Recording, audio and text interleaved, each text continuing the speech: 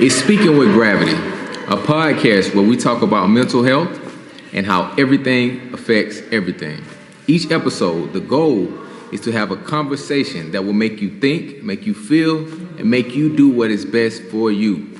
This isn't therapy, it's just a podcast.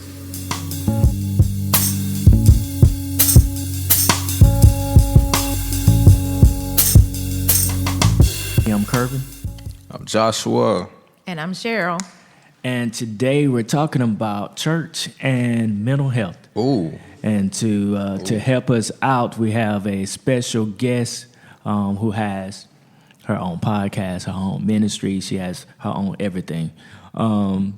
Miss Cheryl Morton, I'm going to allow you to go ahead and introduce yourself. Okay. My name is Cheryl Morton. I am married to Pastor Eric S. Morton. We have 3 beautiful children who are all adults. Hallelujah.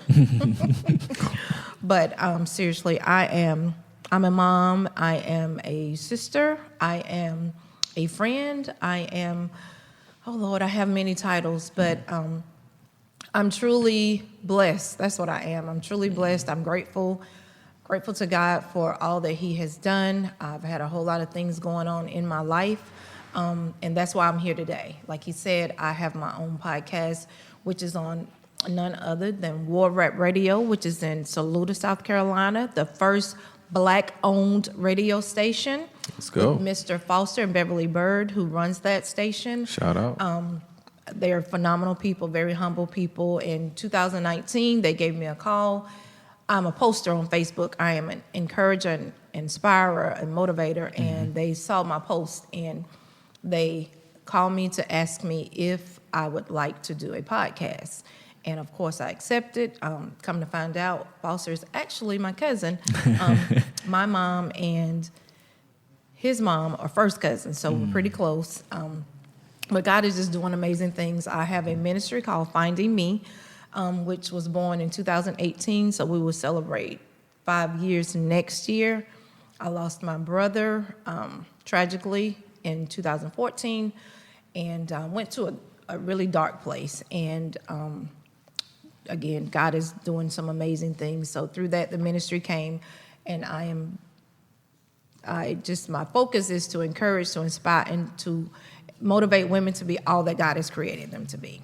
And you say you started your podcast 2018? 2019. 2019. Yes. What did you think it was going to be like when you started? Were you think it was going to be easy? Were you excited about it?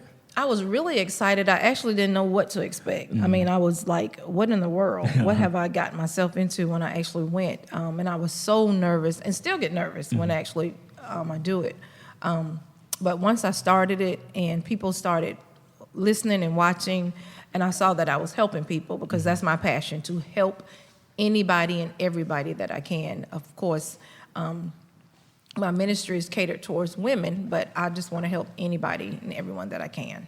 What goes into Finding Me? Again, the Finding Me came from a dark place, the loss of my brother. I mean, I was really in a dark place. So dark that, again, my husband's a pastor, so on the surface, I was doing well, had to smile, laugh, let everybody see that I was good, but on the inside, I was literally, I thought that I was losing my mind, just because the hurt, the pain, there was so much into that. So during that process, he was killed in 2014, so really, to be honest with you, 2015, I don't even remember half of that year because of the pain that I felt that was so severe. Yeah. But again, having to be this person, because my husband's a pastor, in the limelight, doing a lot of things, I had to, on the surface, be really good and let people think that I was good. You had to be Superwoman. Just say I had it. to be. Yeah. Superwoman is an understatement. Yes, ma'am. And then during that process, I just began to find myself. And it's a continuous cycle. It's finding me. Yeah. I have not found me. I love It's a it. continuous cycle. So I just want to continue to help others, because I made it through with the help of God. It was nobody but God. Of course, I had people praying and all, but it was me and the Lord that was able, that God brought me through. Yes. So on each podcast, we have what we call Twitter discussions, basically something that we found on the internet. So based off of what you just said, this goes in really good. You say you was in a dark place in 2014, and because of what transpired with your brother. So I don't know if you've heard this statement in 2014 or not, but this was on Twitter. Well, if you know Jesus, you wouldn't need a therapist. So what's your thoughts on that? Oh God, that's deep. Yeah, actually, I even had a couple of people, not just one, but I actually had a couple of people to tell me, you need to get over it. No. Seriously, you are saved. You are filled with the Holy Spirit. You should get over it. You're all right. You should be okay. You got Jesus, so you should be fine. And I literally was looking at them like they were actually crazy. Yeah. Because it did take counseling. Mm-hmm. I did. I have Jesus, had him then, but I had to have counseling because had I not been able to go through counseling, honestly, even with Jesus, and Jesus was always there, I don't know where I would be right now. Do people not feel as though God can put counselors in your life or something? You know what? I honestly don't know. You know what? I will say this. People that have never been through anything such as, the trauma, Yes. having someone, your loved one taken from you, they have no idea. And most of those people that were speaking are people that have never dealt with. It's easy for you or me to, look at things that happen in life to see somebody, well, this, give our opinion. But if we've never been through it, then it's just an opinion. We don't know how people will feel. So I think that was somebody that was talking out of turn. That's what I would say. And they were saved folks that, have never been through it. So it's easy for somebody to say, I guess I would never tell anybody to get over it. But, that's just, some people. Because in church they say God will make a way. You never know how that way gonna be made. It may be That it may could be include through, a therapist, it, right? it could be through therapy. Right. Most definitely. Yeah. All right, Josh, give us the QD of the hour. QD of the hour. Quotable data. Another version of fun facts, info for you to be able to give your friends, family, colleagues, or church members. Mental health charity K-Hope surveyed 1,079 Christians from various denominations and interviewed dozens of church leaders to reveal some striking findings. Of those polled, 43% had experienced a mental health issue, significantly higher than the 1 in 4 statistic we often hear. Of those, only 35% said their church community had been particularly supportive. More concerning is the 91% who believe mental health remains stigmatized, with more than half saying their church rarely or never spoke about it. That's when I saw that, that's I a had to large share number. that. 91% who believe mental health remains stigmatized. I can't say that that's wrong of them to think that, because I don't really remember hearing it talked about, rarely or ever spoken about, as I was growing up. Now, in recent years, I've heard it more, but never in the 80s. In churches? Yeah, in churches. Okay. Yeah, never in the 80s, never in the 90s. But in recent years, yeah, I've heard a lot more. I feel like people are being intentional about trying to speak about it. They're trying to change it.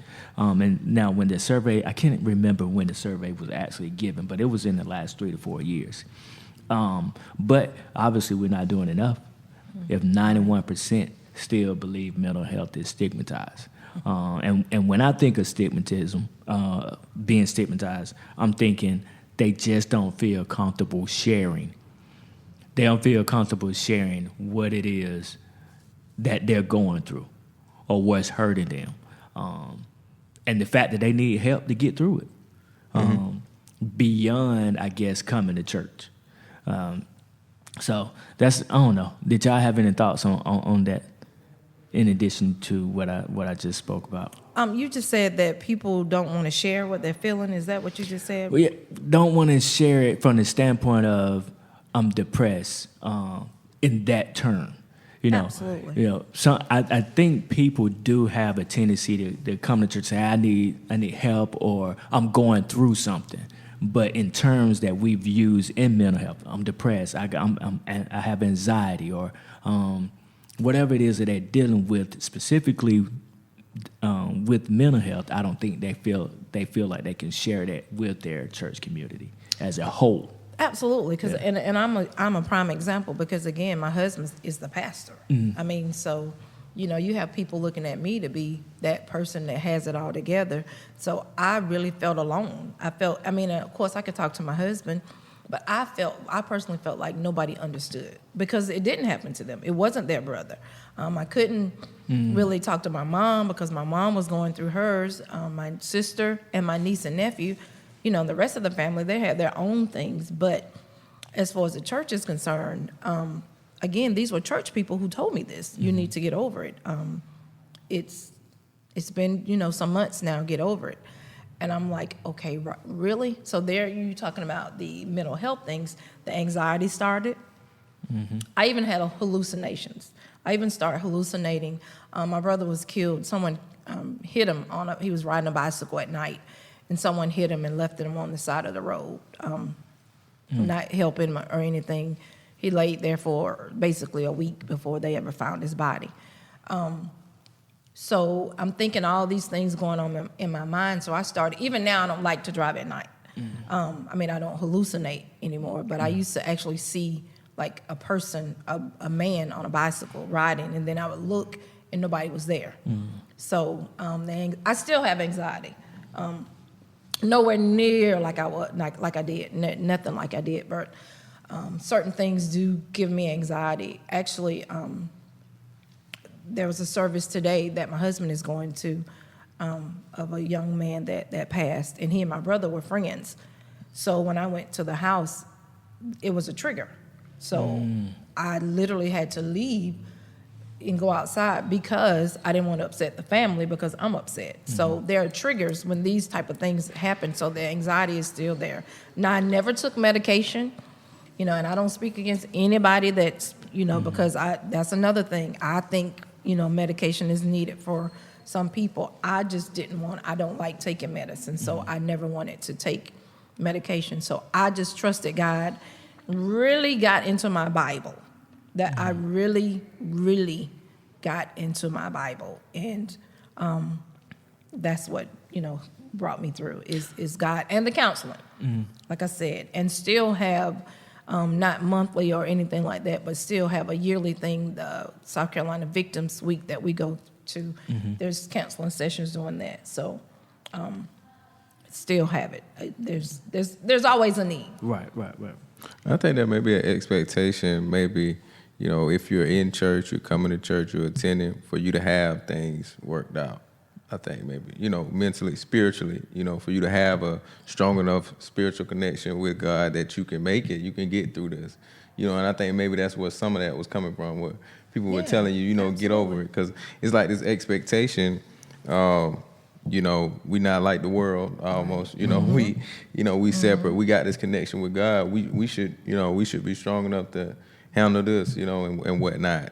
So I think part of that, that expectation can lead to, that as well, that we were talking about. I forgot the exact question, Kirby, that you posed, but that expectation, I think, is strong in the church. Oh, it's very strong, and we can run people away with it, because you have to actually notice when it's mental health. Mm-hmm. A lot of people think that, like you just said, and God can do anything and all things, He can, but we have to recognize mental health when we see it. Now, I've had a lot of training, I must say, and that was another thing. I really focused on school. I went and earned 3 degrees after, because I had to have something. That was my way, focusing on school. School was my way of escape. It gave me something to do, to get my mind off of, everything that was going on. So, so I've had a lot of training and stuff. So you have to notice and see mental health. And I will say this,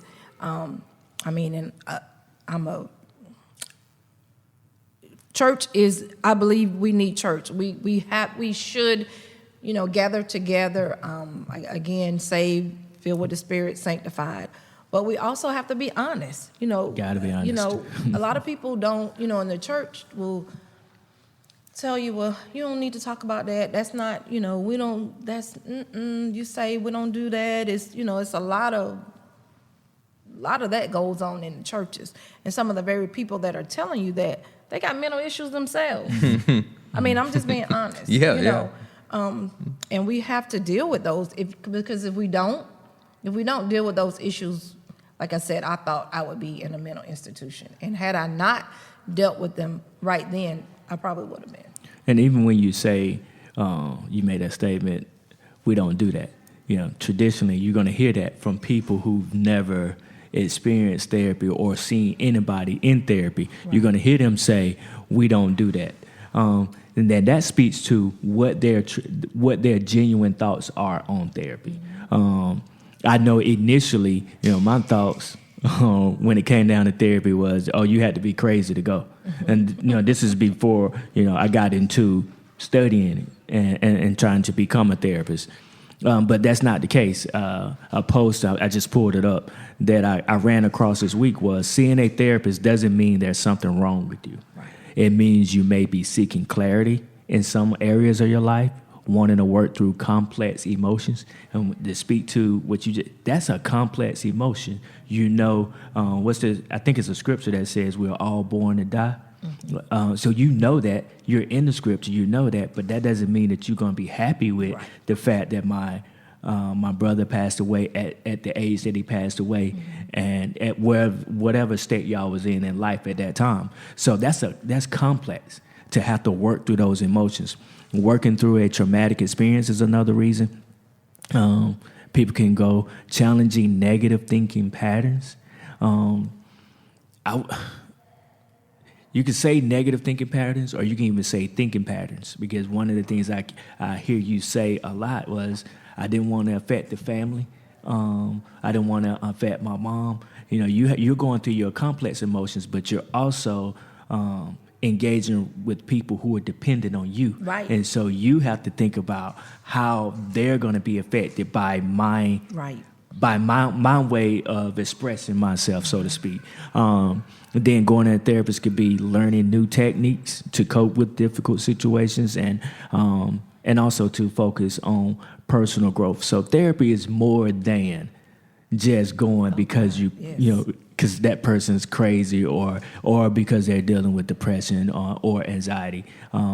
But, the funny thing is, I don't know if I should say the funny thing is, but the funny thing is, if we don't deal with some of the transitions in life, some of the crises that we face, then we are going to have to go to a therapist for depression or for anxiety, because we never dealt with some of the complex emotions and different things that we saw and experienced. That's so true. Mental health conditions are just as real as common and physical health conditions. They take on many forms and can be fairly mild or interfere in limited ways with daily life. And then there are other conditions that are so severe that one needs to go to the hospital or see a mental health professional in some capacity, because it's affecting their personality, thinking, perception, mood, and or behavior. Again, if we don't address some of the smaller things, then it's going to become a bigger thing, and then we can end up in the hospital. Today, we're going to discuss how church and mental health intertwine through your story as our guest. So, you told us a little bit about finding the podcast and how you started, and a little bit about Finding Me Ministry. Can you just kind of elaborate on the Finding Me Ministry side of it? Okay. Like I said, the ministry started in 2018, and it was so plain. Oftentimes, I worked in about 20 minutes away from, where I live. And so a lot of those days, I was crying all the way to work, getting myself together. On the way back home, I'm crying all the way home, getting myself together. And on the way home one day, God just clearly gave it to me. I was more, going towards my healing, and God just gave me the words. I heard it so clear. It's finding me. This is a ministry where you need to help people, because again, during this process, I lost myself. And there were some things that I didn't even realize that I hadn't even found even before this ever came up. You know, there was some stuff that was there.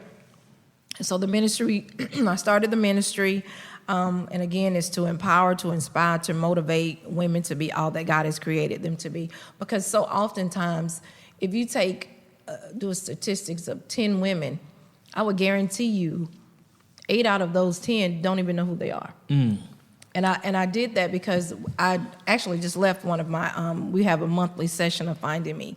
And during that session, I asked that question. Your monthly sessions is always on the fourth Saturday? Yes. So you made a special effort to come be a part of our podcast. I actually left mine.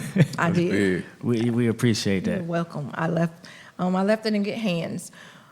But I just, again, to help women do whatever it is. Like today's lesson was on finances. So we want to help people in any way that we can, whether it's mentally, spiritually, emotionally. And I started the page. I actually started on the page, and then we just started after getting out in the community. And when COVID came, God just clearly gave me that, a lot of people were going through financially. They didn't have it. Things were happening. So God just told me, I started doing fundraisers and raising money, and I've raised like $17,000. Oh, wow. Congratulations on that. Thank you. And helped people. We helped people pay rent, pay light bill, pay for clothes to go on interviews, pay for a phone bill, just all type of things. That's big. Do makeovers for women. I can't even name all of the stuff that we do. And then in 2020, God gave me an assistant. I was doing so much, and the ministry was growing. And Reverend Natasha Gresham, she joined me. She actually is an associate minister of our church. And she saw that I needed help, so she just stepped up to help me, and I thank God for her. She's now a paying. I pay her to help me. Excuse me, because the ministry has grown so much, and I'm grateful to that. Again, with the podcast, it helps. We recently we had like 28,000 views the first part of this month from the podcast, so it's reaching all over the world. The ministry we. Had someone from Nigeria on to, speak. They speak via phone. So it's been a blessing. It has truly been a blessing. Again, we help people. We do whatever we can. And from that, I had so many women contacted me about, things that they were going through, issues. And see, this is where I'm really big on what you would say, staying in my lane. Mm-hmm. So I'm not a therapist. I'm not trained and licensed to be a therapist or a counselor or any of that. So it was getting, the need was getting there was such a large need that I have now, there's 13 of us. And that's called Focus on Freedom. Out of Finding Me came another ministry called Focus on Freedom. And that is a group of licensed counselors, therapists, spiritual advisors, life coaches. We have a nurse practitioner who is a mental health nurse practitioner. So we have all these ladies, and if somebody calls me that with a situation that I can't help, then I recommend them to them. And we were doing monthly sessions with that, monthly Zoom meetings with that. Now, we haven't did the Zoom meetings lately with, everybody's schedules are busy. But when people come to me, I just, I can't help them. Then I just, recommend the ladies. And this was free. Nobody was charging anything, no money. These ladies do this for free. And that's that's time. That's time. That's time, valuable. and that's valuable time. And these people get paid for these services, but they offer it. We've helped many people. We have really helped many people. Is that just for this local area, for the upstate, or all? No. South Now, one of our ladies is in Philadelphia. Okay. One is in Portland, Oregon. We have one Philadelphia, in Columbia, McCormick, Greenwood. So we're Spread out. Yeah, we're spread out. So you have the Finding Me podcast, which you do every Tuesday, right? What was the times again? 6 to 7. All right, every Tuesday from 6 to 7. And then you have the Finding Me ministry, where y'all are meeting periodically, monthly, to discuss various things. And if people need help, they can share. They can ask for it. And then out of the Finding Me ministry, you have Focus on Freedom. Focus on Freedom. Freedom of And mind. there, y'all are also providing mental wellness for the most part. Right. And it's free. And it's free. You out here you're doing some big stuff. And it's free. Now, how can they find you? Of course, we have the Facebook page through Facebook. I'm also on, what do you call it? Instagram. Okay. Twitter. No, I don't have a Twitter. I don't know how to do Twitter. I just have to be honest. TikTok. I bet you on TikTok. I have a TikTok. See? Okay. Now, I don't do it much, but my son hooked me up with all that stuff. Shout out. Yeah, shout out to Shout out to T. your Terrence. Hey, Terrence. Yeah, I have my two personal photographer, videographer. Our baby son does that, and Terrence is the graphic designer. He does all my flyers. And, Terrence is dope. Oh, So he's you got really a videographer and a photographer Yes. in the family. In the in the family. family. My Okay. kids. Okay. And my daughter is a makeup artist. So yeah, So you debo them a lot. yes. All right, so you got all of this going on, and this came from a drive. And this was after 2014. It was after So- I lost my brother. After you lost your brother, this came from a drive, and Finding Me came to you, and it developed into what it is today. Is it okay? Well, I guess it is okay. You're doing it now.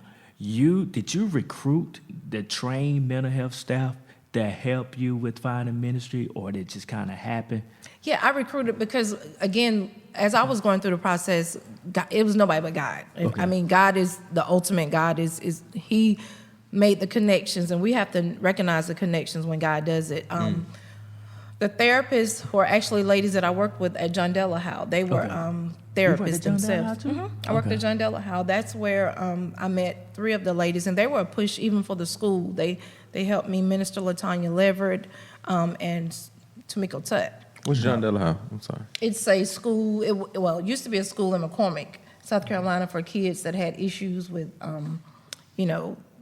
behavior issues, Yeah, okay. some mental health issues. We were a level 2 facility, so with the kids with deeper issues, we couldn't take them. But yeah, I loved my job. Now I made less money there, but I loved what I did because, again, my passion is helping people, and I just want to grow. And those were young people. We helped people from the ages of 12 to 18, and some of those, it's been shut down since 2018, and we still connect with some of those kids. Still connect with the ladies. That's rewarding. Yeah. So the way that you kind of recruited people to be a part of Finding Me, is it feasible to add people like that to the church staff in the same way that you have done it for Finding Me Ministry, or how could we connect mental health professionals to churches to kind of play in that role? Well, I think it really depends on the church, and I can honestly say, like I said, down at the magnificent Marshall Chapel Baptist Church, Go. 96, where my husband is Eric Morton is the pastor. We actually have a Dr. Akila Booza, who is a mental health also specialist there at the church. That's big. So, we just lost Mama Doris Brooks, who was really she was actually a spiritual advisor with us. She was like a background that helped us, and she did whatever, talking to ladies and stuff like that. So we actually do deal with it. We deal with it at Marshall Chapel. I love it's an open, communication thing. We try to help. Again, not that everybody has to know, but they do know that the help is there. That we open it up to let people know. And again, people come to me. And again, if it's beyond me, then I'm gonna, just send them to whoever can help them, whatever type of counseling they need. Do they go to your husband as well as the pastor? Do they go to him as yes. well? Because I feel like traditionally, like in those Southern Baptists and Holiness and AME churches, I feel like the pastor is almost like the spiritual counselor, Yes. right? In a lot of these churches, I think what would be really dope is if there was someone, even if you didn't have someone on staff like a mental health professional, but if you had someone that the pastor, when he saw, his spiritual wisdom, this is something that mental health could facilitate, maybe even a little better than him, having someone he could reach out to, Having like resource, which is again what you're doing already. Having resources available, kind of at his fingertips. Oh, okay, this is kind of beyond my scope of interest or scope of experience. So let me send you to this person. That's what you're saying, right? Yeah. Were you even talking about for him too, though, right? Is that what you said? Oh, for the him as pastor? well, but no, I was talking about for those members that are coming to him, Yes. because I'm sure he can speak to a lot of what they have going on, but maybe not everything. And that's one thing that I appreciate about my husband. He knows, again, if it's a mental health issue, then we're going to recommend. We're going to, because you're dealing with people's lives. And you don't want to just try to fix something that you can't fix. And of course, like I said, Jesus can do it all. But you also, and he preaches it from the pulpit, Jesus can do it, but you still, it's okay to have counseling. He and I have had marital counseling. I mean, we have a really great marriage. I thank God for it. But marriage is work. It's work, and we have some spiritual parents that if we need to talk to them about whatever, we can go talk to them, and we're not afraid. See, a lot of people that have counseling don't want anybody to know that they've been to counseling. Nobody is perfect. Everybody has issues. Which is happening with the it being stigmatized, right? Right. If you don't want nobody to know that you went and got counseling, Right. then you in essence saying there's something wrong with it because you didn't want nobody to know. Yeah, but do you know how many people? Well, I know. Yeah, of course you do. There are a lot of people know. that don't want anybody to know. And again, you got 10 people, 8 of them need counseling. I mean, that's maybe a little high, but I'm just saying everybody has some type of issue. And counseling is simply talking to somebody. I mean, it's simply sharing your story with somebody and people giving you tools to work with for you to take home with you and to work on it. Now, it's not for you to, I come to you and you give me these tools and I just put them in my pocket and do nothing with them. I'm not trying to I don't want help if I'm doing that. But I got to, apply these rules or apply these, whatever this information that you're giving me, I need to apply these. I feel as though some pastors might be afraid of, their members they might look at it as, like worldly advice. But if you got somebody like Curvin who's in the church, who's in the church and active in the church, but also a mental health counselor, that's someone that maybe a pastor could feel like he could count on. So connecting with people like you, Curvin, right. Who operates in both, in both domains, I feel like it's like a resource. Yeah. That black churches can tap into. Yeah. Or need to. What would you say? Her name was Dr. Boozer, somebody like that. Because it's again, you can only compartmentalize so much. Right. You can't necessarily disconnect. So I can't disconnect from my upbringing of church, religion, spirituality. I can't disconnect from that. So some of that's gonna seep into it. Now I don't advertise myself as a Christian counselor because I'm doing mental health counseling. But if a Christian comes to me, I have the capability of having a Christian conversation. Yeah, because I had that background. You can understand probably some of their stressors, right? And things along with church and stuff like that. Yeah, that could come along with practicing their being a Christian. Yeah. I want to touch on that right quick. That's so important that what you just said, because I actually had someone to come to me that needed help, and it was a mental health issue that they needed. So of course I knew it was beyond me. So I reached out to one of the counselors, and the first thing she told me, and I love this, I love this, and she said to me, well, you know what, Cheryl, I explained the situation. She said, that's beyond me. Because what I would tell her is things textbook. She needs godly counseling along with the textbook. And I so appreciated her for telling me that, because she could have clearly just gave her all textbook, but because she recognized that there was some mental health issues in that, she told me she needed the Christian counseling.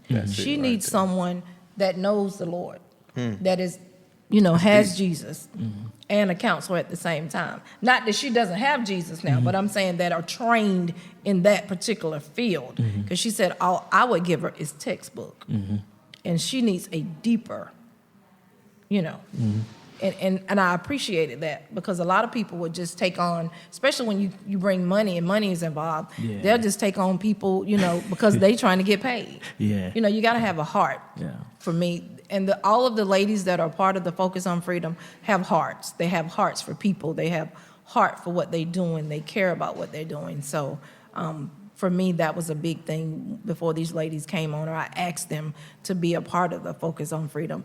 They had to care what they were doing.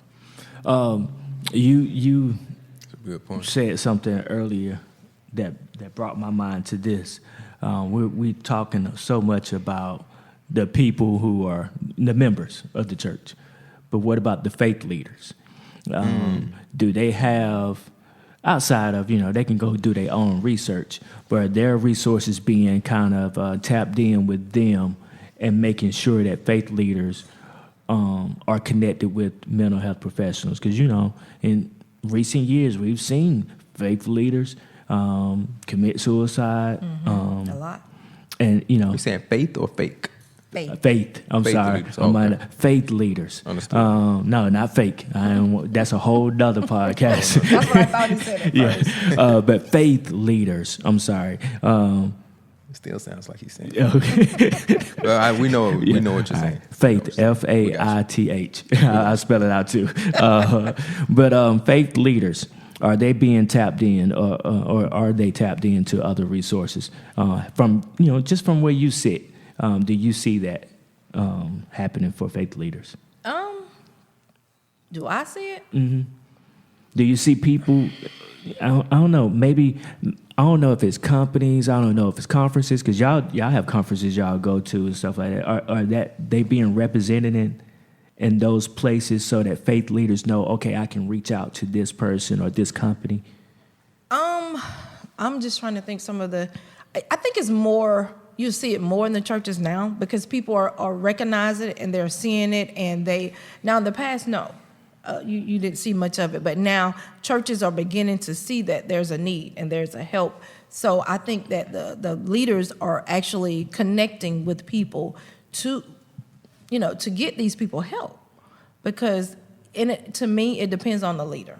That's just a big, because you got some people who there are some leaders in the church who. Watch out, no, Cheryl. I'm a realist. I'm transparent. I'm just real. People may not like it, but there are some people who don't even believe in counseling. They don't think, they think you just need Jesus, that, he is the only answer. And God is, please don't take that, twist my words and take it. Of course, God is the ultimate, but we need, that's why God gives us man, to teach us these things and to listen to, again, like I said, to apply. So I think it depends on the faith leader. It just depends on who you ask and who you talk to, what church you go to, and you talk. I don't know if this statistics was just from the black church, but there's that's a whole nother thing.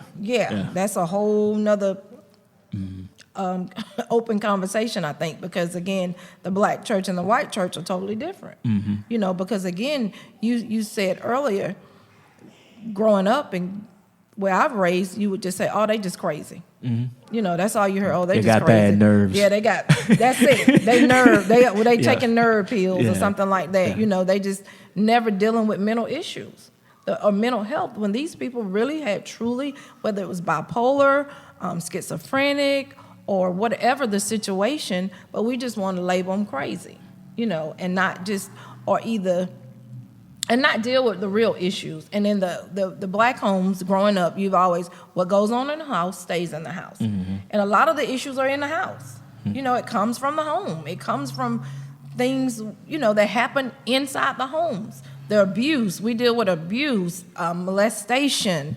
There's so much. Like I said, Finding Me deals with so much. We've had so many people to come in and speak on all these things who've never spoke about the abuse that they, dealt with growing up. Dealt with From witness. that, a witness, So it's just, again, it depends on the leader. I know I went all the way around for that question, but No, it's it okay. just depends on the leader and the church. And That's what I again, believe. to speak on the abuse, everything that we receive, these experiences that we receive, our brain is going to process them in some manner. Mm-hmm. It would behoove us to reach out to someone to ensure that we appropriately process things that are traumatic, things that are happening to us that would be quote unquote out of the norm. Because sometimes you don't realize how you processed it until you lash out at somebody, until you're triggered in such a way that you respond inappropriately in that given situation.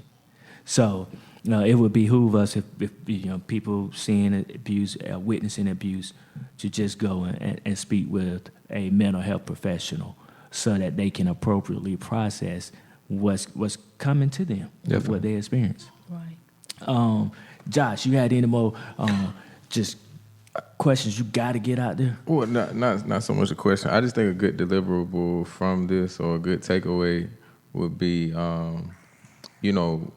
I think inquiring, with your pastor or with your church, if y'all have someone like that, a point person that that members can go to outside of that pastoral conversation, if you have someone like that, or about the possibility of it.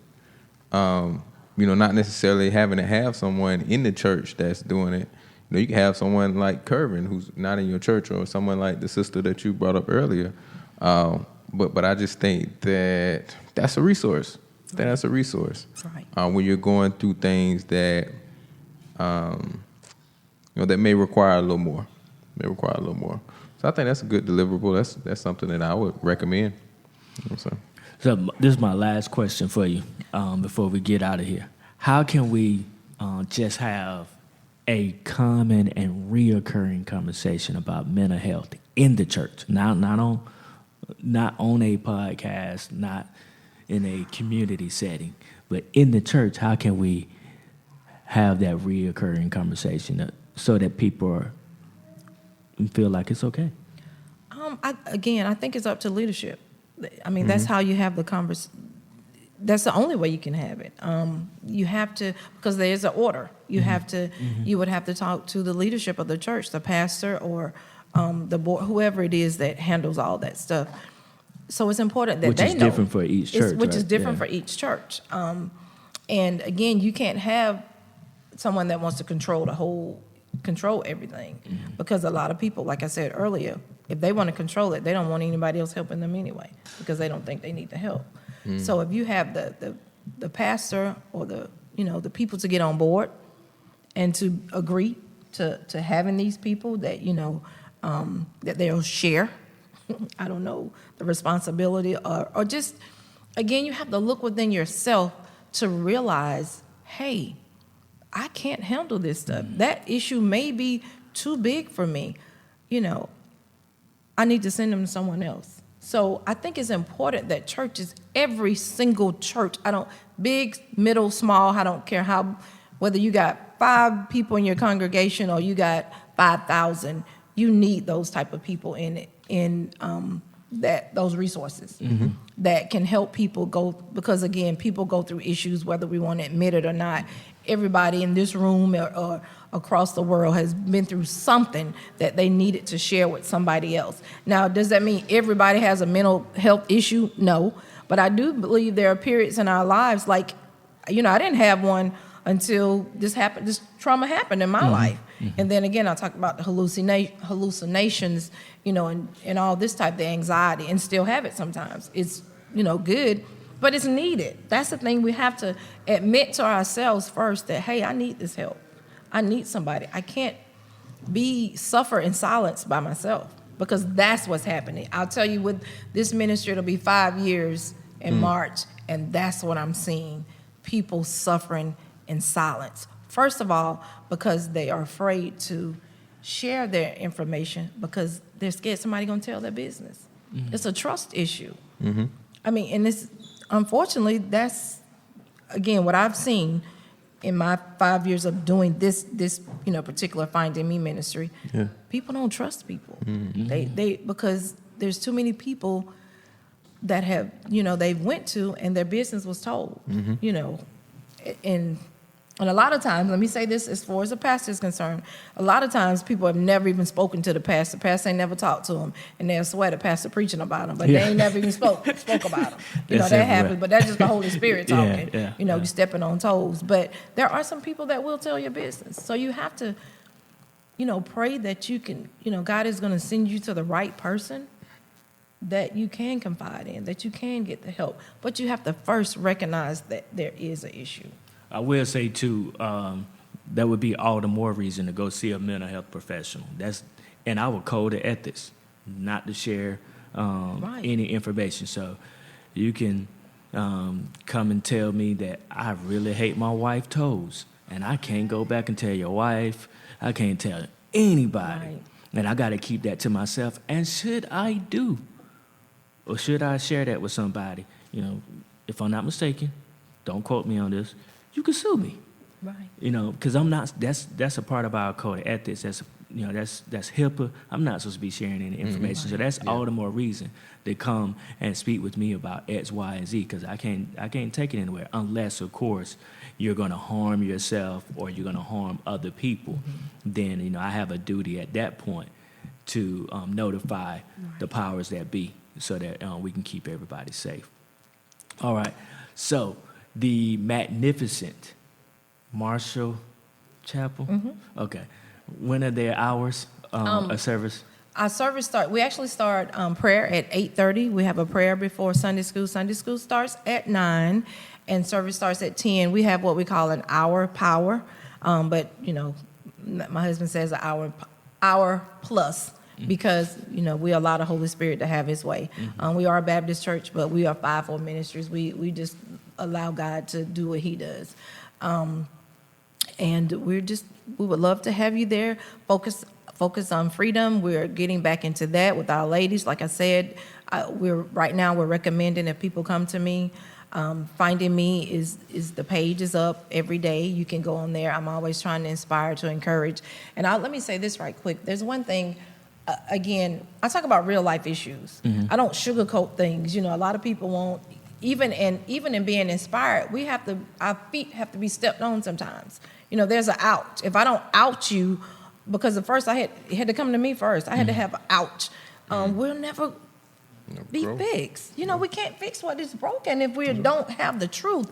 People don't like the truth. So that's one thing that Finding Me, I'm going to speak the truth. I truly try to listen to God and have God to guide me. Now, do Cheryl come out sometime? Yeah. No. Cheryl does. And I'm the first to tell you, Cheryl does. But I really strive, and that is the truth. Anybody that knows me, I strive to listen to God's voice and do what thus says the Lord. So there you go. That's just my goal. And again, the podcast is every Tuesday on War Rap Radio.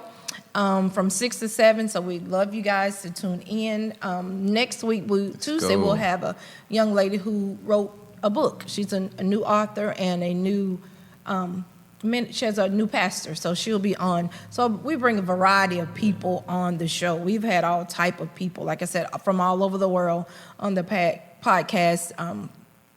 We just want people to know what's going on in the community, the resources that are available if people are needing whatever they're needing.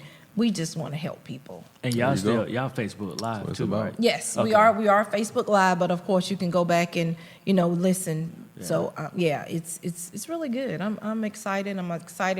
My job, I'm doing some major things globally across the world. God is doing some really great things. Amen. So how did it feel not being the host, but kind of having all the questions kind of come at you? Because normally you the one. Yeah. Leading the conversation. How was that? It was different. Very, very different. Very, very different. I appreciate you guys for even, thinking of me to have me on. I really appreciate it, and thank you. I think it's befitting, too. These paintings we got up here, church and mental health, and we got these black church paintings, Yeah. you know. Yeah, so Oh, we're yeah. at the art center here Yeah. in Greenwood, and they have the Gullah exhibit here. And what's the artist? It's a couple of Jonathan Green is the artist, and so Got a he crazy has. one over there, Yeah, too. he got a lot of Insane. them. Winston, I don't know if you can show them that congregation that's out there, but it's some really neat That was the paintings. first thing I noticed when I came in. I actually told your wife, I was Yeah. like, that is beautiful. Yeah, That was yeah. the first thing that I Yeah. saw, the picture behind Yeah. us. Yeah. It's awesome. Yeah. Well, you know, we put it up just for this episode. Just for no, I'm just He is lying. Now, how you gonna lie to the first lady I like said that? I'm messing with them. All right. I love it. You know. Thank love you, it. Yes. thank you for coming out and talking with us and sharing your knowledge with us. Please go check her out on Finding Me, the podcast, Finding Me Ministries for young ladies, and also focus on freedom. Focus on freedom. Man, she got a lot going on. And don't forget to go visit the magnificent Marshall Chapel. Yes, we would love to have you. Sure. Tomorrow we're having potluck. All right. No, We'll do- not tomorrow. Everybody gonna show up. What is it? For Black History, we're closing out. Doing African attire, old school, dress, but we're having old school potluck. So guys, come on out and share with us. Somebody gonna be eating good, real good. All right, let's talk about it. The platform, questions to make you think about life, health, family, culture, and so much more. Follow Joshua Williams. Garvey Williams. Yeah, I always Yeah, want to. yeah. I always want to say Young Garvey. I appreciate it. Young Garvey. But anyway, check him out on YouTube and all his various social medias. Subscribe to Speaking with Gravity on Facebook and Instagram. We'll make it easy for you and put it in your notes. And for all your event needs, check out 6-1 Event Rentals. If y'all ever need somebody at the church, you probably know some other people. But anyway, 6-1 Event Rentals, they got a 360 booth. Now you Yeah. do the pictures and stuff, and they got the red carpet. 6-1. Yeah. Shop with them. So check Yeah. them out. Visit Kodak Ready. D can help people navigate to unexpected and challenging transitions through solution-focused approach. And then Gravity Counseling Group, which is I'm the owner of a private practice called Gravity Counseling Group, and we provide wellness. A free wellness group for men only. Oh, wow, See, that's you got one for I love women. that. You got one for the men. Fourth Monday of each month. The fourth Monday of each month, and it's over at the Greenwood Center. It's not recorded. It's not on Facebook because we want that safe Private, space safe. and the privacy of the safe space. Right. So you're gonna have to actually come and attend. Now there are some that are out there online, Instagrams and all of that for men. But it's not as private as mine would be. But anyway, shout out to Mr. Winston for holding Shout it down out. on the audio and the visual productions. Yes, Check him sir. on winstonjstewart.com. He's all over the place recording, taking pictures of everything Greenwood related and Carolinas. Thank y'all for taking the time to listen. Did I miss anything? Think you hit it, man. Okay. Think you hit it. All right, because she done told him about potluck and everything. So, thank y'all for taking the time to listen. You could be doing anything in the world right now, and we appreciate that because y'all chose to listen to us. Remember, I'm a therapist, but this isn't therapy. It's a podcast.